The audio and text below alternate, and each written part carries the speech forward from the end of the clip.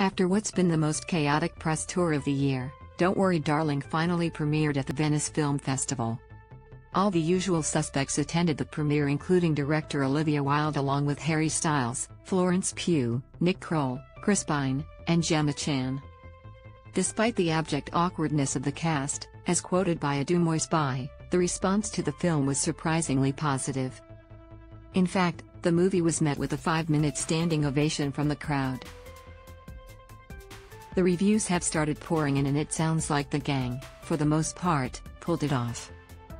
Some of the reviews have been positive, some have been heinous, but one thing has been consistent across the board: absolute chaos.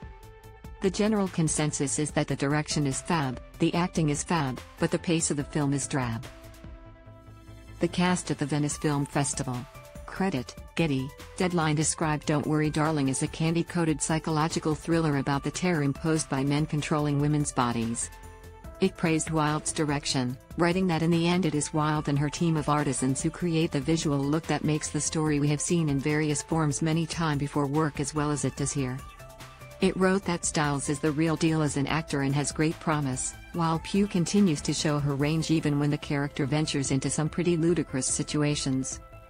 Variety addressed the behind-the-scenes turmoil in its review, writing that it would be hugely unfair to allow this tempest in a teapot of gossipy turmoil to influence one's feelings about the movie. If you want to talk about problems related to Don't Worry Darling, you need look no further than at what's on screen.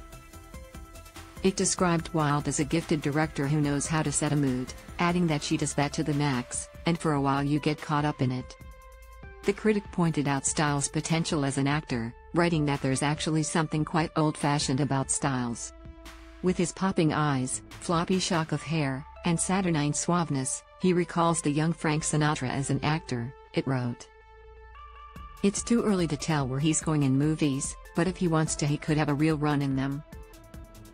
The main criticism was that the film takes you on a ride that gets progressively less scintillating as it goes along. Vulture was quite mixed in its review, opining that Don't Worry Darling is neither as bad as some are clearly hoping it will be, nor as good as it probably needs to be to overcome the public relations nightmare its press rollout has become. The film is smooth, competent, mostly well acted, and merely tedious, it added.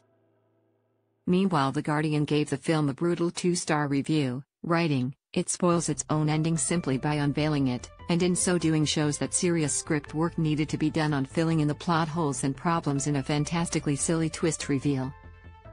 It described the twist as absurdly negligible and contrived, and the details are not thought through. As for the acting, here's where shit got particularly chaotic. It opined that Styles may or not be a talented actor. It's not easy to tell from this, but the normally excellent Pugh has not been interestingly directed, certainly not compared with her work in broadly comparable movies such as Midsommar or The Falling. We'll all be able to see for ourselves when Don't Worry Darling hits cinemas on October 6.